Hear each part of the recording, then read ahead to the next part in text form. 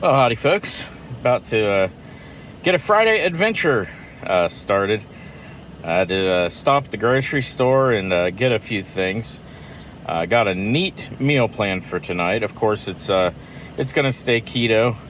And actually, I'm getting an earlier start today than usual. I decided to go ahead and take off work. It's been a long week, and I'll explain that to you later. But anyway. Got a lunch planned as well, so get to the old campsite and figure out exactly what spot. Going to a place where it's kind of dispersed camping, but it's a first come first serve sort of thing, which is kind of uncommon in Ohio, where there's no reservation system, but it's free camping, and it's somewhere I've been a whole bunch of times. Great place to go if you're ever in eastern central Ohio. I'll tell you about it later, but let's get on the road and get there, because this boy's hungry and I'm ready to eat some lunch.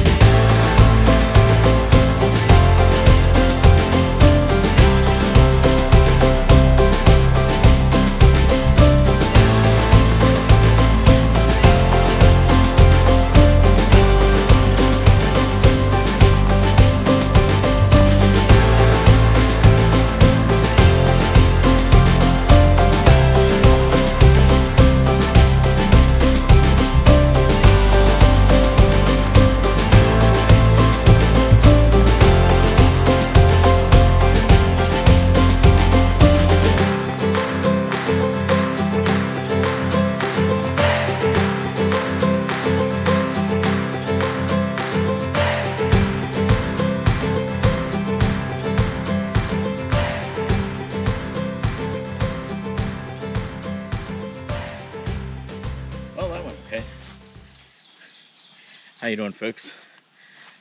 Well, we found our site. Got a good one, kind of tucked back in here, and got a little bit of an open area back off the main road a little bit. So unfortunately we couldn't find a site. Down close to the water. There is a nice lake, that long lake, that comes way back. I'll show you. I'll get the drone out here in just a few minutes, and we'll take a look from the air. But yeah, this is actually a pretty beautiful sight. As you can tell, it looks absolutely nothing like my first two sites.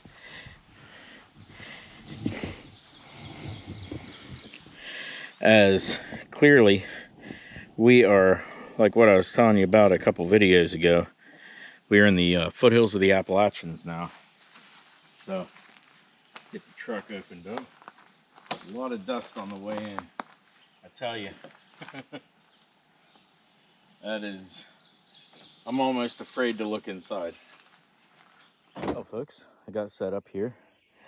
Nice little spot. Like I said, it's pretty, very pretty out here. If you're wondering where I am, the last couple of weeks, or last couple of videos anyway, you know that I was in toward the central part of the state, and central western part of the state of Ohio, where it is very flat. A lot of farmland.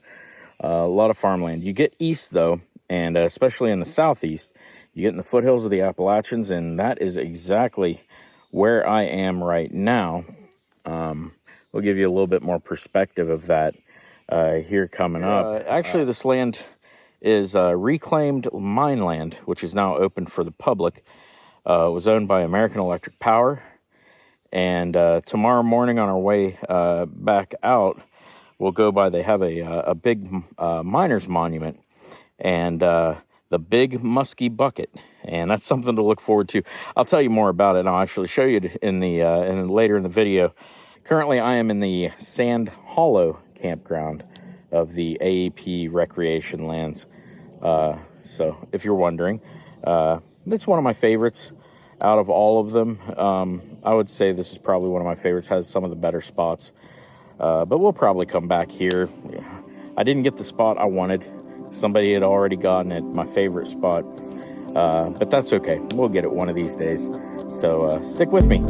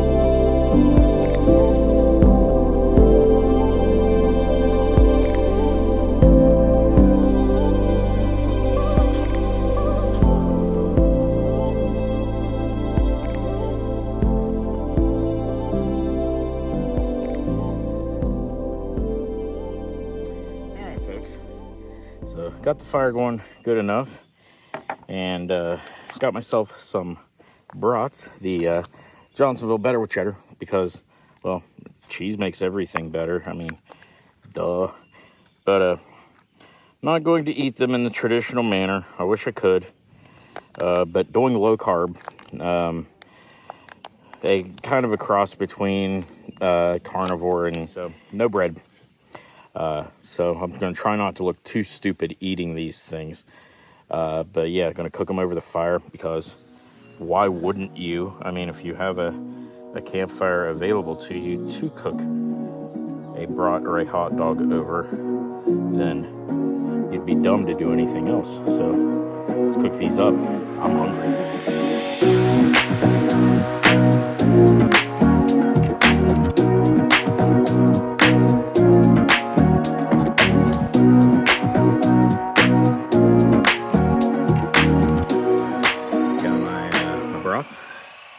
I'm gonna chow down. I guess the best way to eat these would be with a fork and a knife. Is there really a dignified way to eat a brat without like a without using a bun? I don't really think there probably is. You're gonna look weird either, no matter how you do it.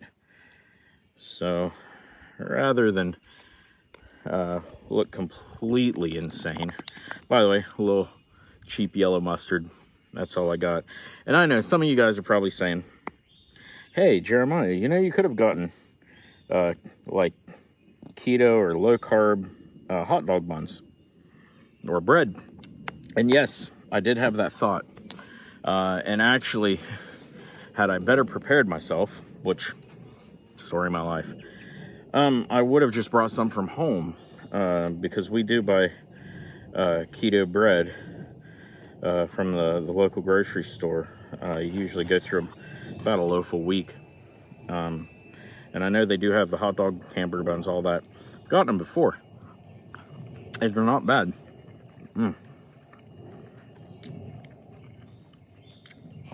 That is good. But I bought everything. I decided I was driving through town I used to work in to come here.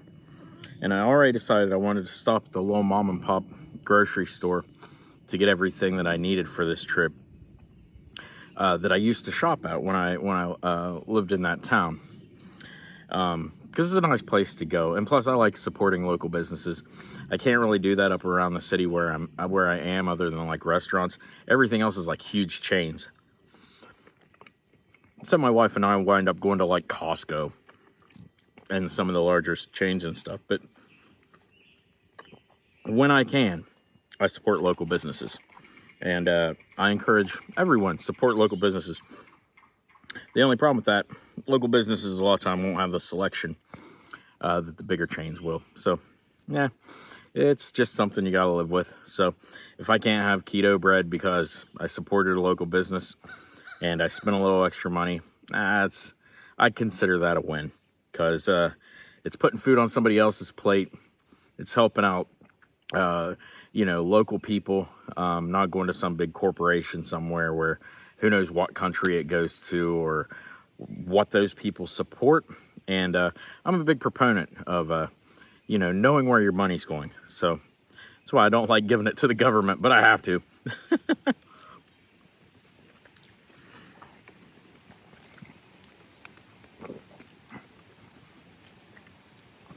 It's looking like it's almost clouding up.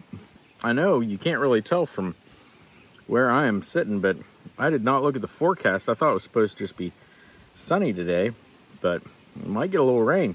Could get interesting later. Took a little bit of a nap, and I woke up, and I thought, I'm going to call my wife and see. I got 1 bar of service here, and so I got out and I was sitting. I was like, man, it is cooled off. It was feeling pretty nice out there, and the sun had kind of went behind the clouds a little bit. It clouded up a little bit, and it was nice. And I was thinking, makes me wonder what's happening, what's going on. Well, anyway, so I pulled up the radar on my phone while I was talking to her, and I just have 1 bar of signal, so it's not like I could really I could really pull up the radar that great. So I opened it up, and it got to where it would just go so far when you do the future cast or whatever. It would go so far, pause, show what's on the radar, and then go forward and be nothing again. So basically, I got one little snapshot of where at the time I connected the radar was at, and it showed storms north of me. So I didn't think much about it. I was like, okay, maybe that's why it's clouded up so much. But no. I was talking to my wife, and she was in Big Lots, buying this and that, and probably a bunch of stuff we don't really need. And she said, oh yeah, it rained earlier. And I was like, oh, okay, so there's a little bit of rain coming through. Not that big of a deal. And she got up closer to the checkout to where she could see outside, and she said, I'm going to stay in Big Lots for a little while. And I was like, why? You were getting ready to check out. She said, it is a torrential downpour out there. She said, I can't even see my car in the parking lot. She was standing at the window. So, they're apparently getting hammered up north of here, northwest of here, over and around Columbus. So I'm going to chill in the truck camper, and hopefully this, blows over and it looks better, and we just, it rains for a little while, and I can get the stuff out and make the dinner I was planning. Or else it may be an abbreviated dinner tonight. I may be having my breakfast, what I was planning on having in the morning for dinner, or just having more broths. So we'll see. I'll check back in here with you a little bit, folks. Take care. Well, folks, that was strange. So, just as soon as the rain started, and it came down good there for a few minutes, it did not stick around very long. Just a quick little pop-up storm, which, you know, in Ohio, that's not that strange for it to happen. Usually these things happen kind of a little later in the summer. You get the afternoon pop-up storm, the heat storm. But yeah, so looks like we will have that dinner after all, that full dinner. So stick around. We'll probably start cooking here in just a little bit. All right, folks. So here's what we got tonight. We got some good looking shrimp that I'm gonna cook up. Also a nice big ribeye. Get that out.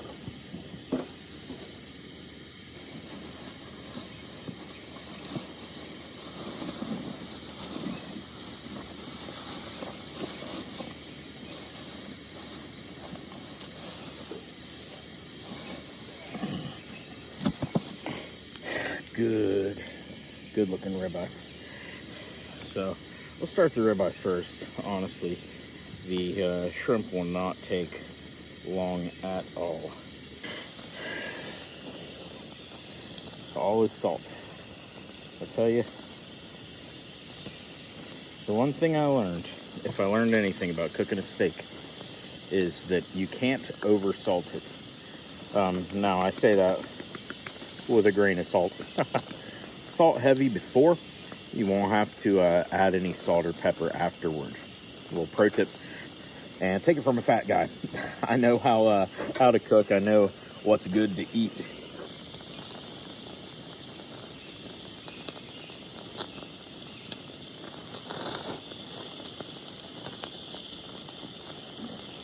I'm gonna use about a half a stick, give or take. Save that other half for the morning. And yeah, we got a breakfast planned. It's gonna be a good one. Looking forward to it. I won't tell you what it is. I'll leave you in suspense. Get my butter melted.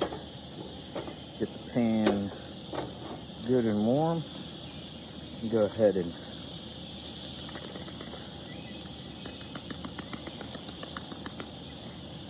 season the butter. I found that actually helps, believe it or not. A little garlic powder, a little onion powder,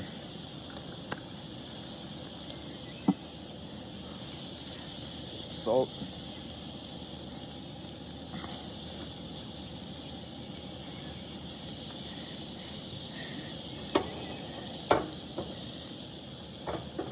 and if I would have thought about it, I didn't feel like buying a whole jar for this trip, I would have brought fresh garlic. Usually I buy the pre-minced, just to make cleanup a lot easier, but keep that at home. I didn't bring any because, well, I didn't really think of it.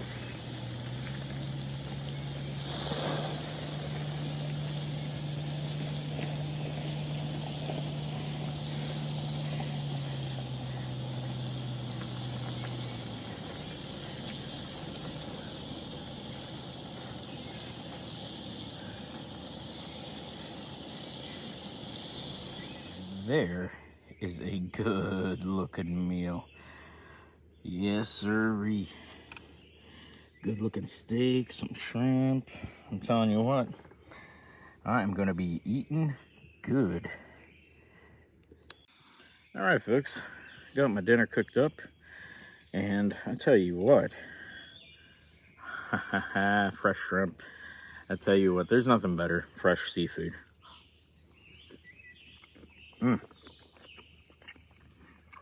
It's good. Fortunately, not that Ohio River shrimp. That's not the kind you want to eat, trust me. Oh, hang on a sec. This is going to require probably several of these. One of those type of meals. But I'll be back with you after I finish eating, folks. See, I finished up dinner and just sitting here by the campfire, enjoying the evening, listening to the birds and nature. I can hear a woodpecker off in the distance every now and then. That's pretty cool. Something was Something was up the hill moving around just a little bit ago. Probably like a deer or something.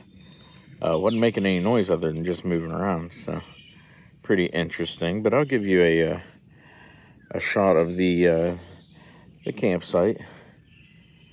You can see I'm backed up. There's a little ravine that goes back right behind the truck, a little drop off, and then a hill that goes back up. So nice little spot. I tell you what, it doesn't, for being a free campsite, you can't complain about it at all. Some of the sites are a little close together. The one that I picked here, a little more secluded, which is nice. So I'll give you a view. Hang on.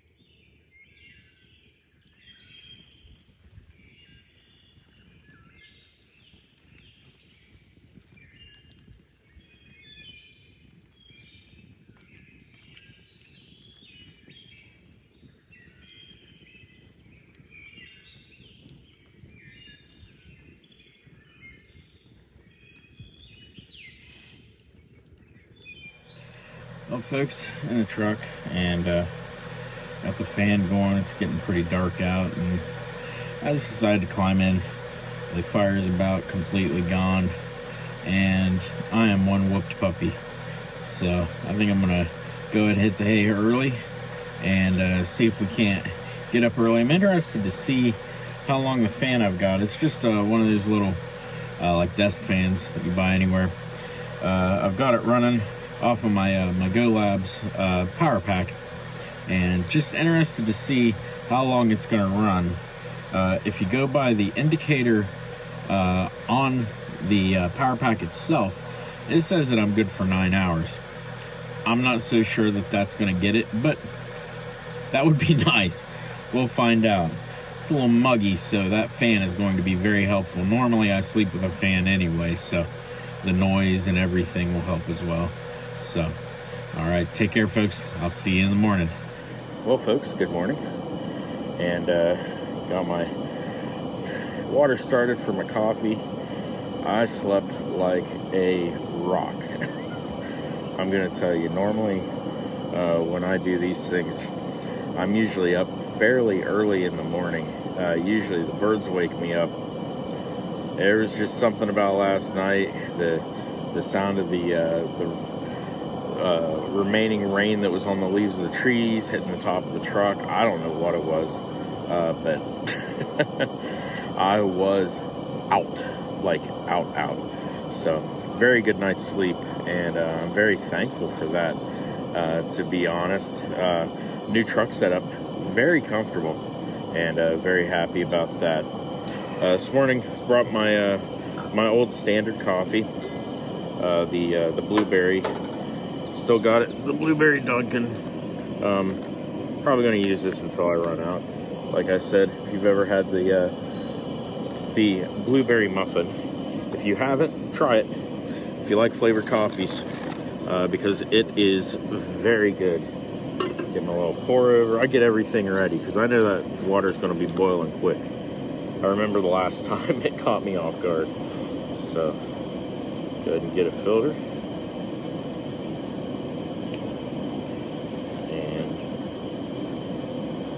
I will be prepared. Now, last night, like I said, great night in the truck camper, and woke up a couple times during the night, you know, just to take care of business, that sort of thing. But that is nothing out of the ordinary.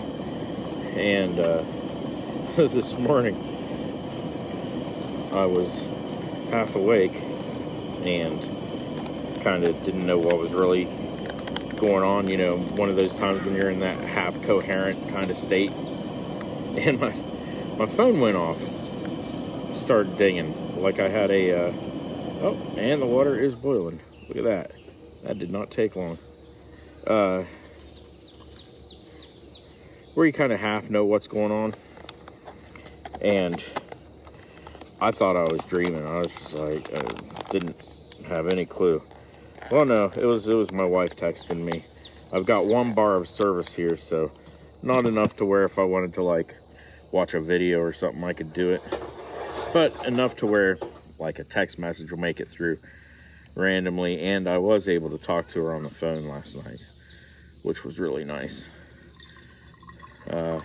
But yeah, she is going today to go get her hair braided, so that is a long process. So I am probably not going to see her for the majority of the day. I doubt I'll make it back before she leaves to go get that done, but that is all right.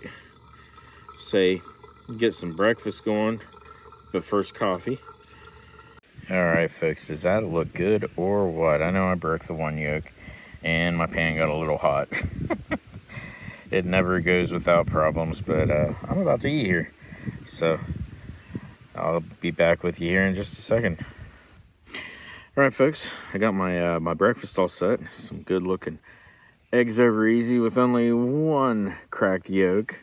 Some good Canadian bacon, or ham as we like to call it. So let's dig in.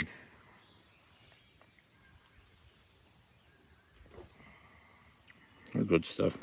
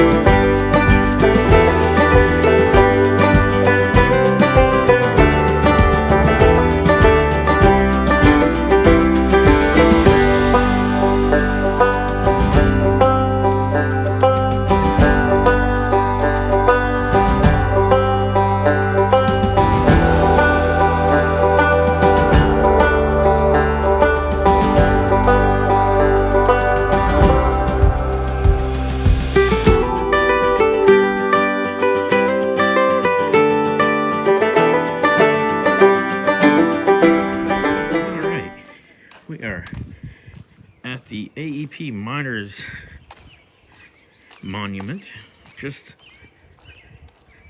outside of McConnellsville a few miles, and it is a gorgeous morning. I'll tell you what, the thing you're going to see is very, very interesting. If you've never seen anything like this and you don't know anything about mining, especially like strip mining and how it's done, this is going to really kind of shock you. But here they have, these are the thing about the monument, and names of all the miners that worked mining coal for American Electric Power, that provided power to most of Ohio. You can see the rocks there, and that is a dragline bucket. We'll take a look at it a little closer. Looks like the rocks are coming out of it. Say this is a good stop for all the motorcycle guys, because the roads are very hilly and curvy, and it is beautiful land out here, which, as you can see. But this talks about the reclaimed land, and I'll go ahead and read it here. Say, these rolling hills are a symbol of American Electric Power's commitment to restoring the land to the same or better condition after mining. Surface mining provided coal to generate electricity to power our homes and businesses. After extracting the coal, the land was graded, seeded with grasses, and planted with trees. Reclamation has restored wildlife habitats and created a recreational resource for all to enjoy. And that was the campground I stayed at was part of this initiative, which is really cool. And down here it kind of talks about, shows some of the guys that did the reclamation. And all this happened back, I guess, in the 60s and the early 70s. And then it talks about the company's commitment to protecting the environment. If you want to pause the video and read all that, I don't think I'm going to read all that because there's plenty of other things to see. We'll go over here and take a look around. There's a little shelter house back there. Very nice, and this is very well kept up by the company. Here's the seal for the park. It is the Ronald V. Cruz Memorial Park, dedicated July 1972. And then there's a plaque in front of it, rededicated 2001 to honor all of the miners by the RV Cruz family. So pretty cool stuff. Say, as we walk closer to this thing, you're gonna see the size of it. It is kind of ridiculous. Another plaque dedicated to the miners. The United Mine Workers of America, Local 1604 in Central Ohio Coal Company dedicate this monument in memory of these fellows: Malcolm H. Carter, James R. Cooper, Charles A. Mitchell, Michael J. Melinda, Raymond E. Banks, and Myron G. Stoneburner. So they must have contributed to this or had worked in the mines or for the company. So pretty neat. Now we'll take a look around, and there is the bucket itself. And yeah, thing is enormous. You can see just the chains that used to hook this to the drag line itself are absolutely enormous.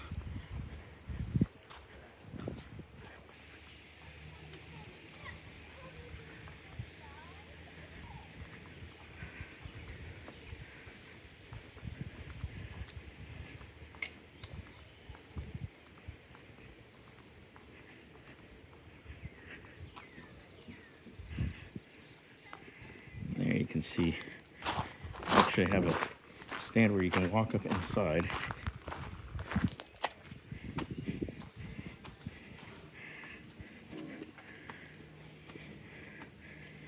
And I tell you, on video it may not come across that big, but no lie, this thing is way bigger than my apartment I had when I was in college. This thing is absolutely enormous. So if you ever get a chance to stop by the Miners Monument and the AP Recreation Lands, definitely do so.